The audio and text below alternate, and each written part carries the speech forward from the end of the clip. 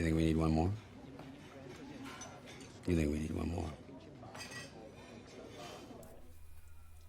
Well, what do we have here? It seems like we have something of a special case, because it's one equation and we are expected to solve simultaneously for both x and y. So what's going on?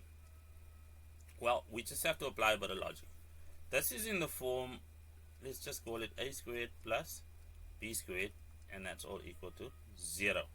So in this case, the only way this statement is true is if we have the case of 0 plus 0 being equal to 0.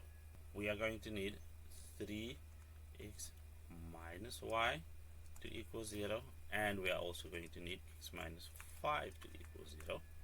Therefore, in this case, x is equal to 5. Take that and say 3 times 5 minus y to 0. Of course, if we transpose the y, we have to add it to both sides. We have y is equal to 15. So the execution looks simple because the logic is not something standard. Do not expect anything like this all the time, but it's a fun one to just have a look at. Do you have anything else you might like? I want a flying pony.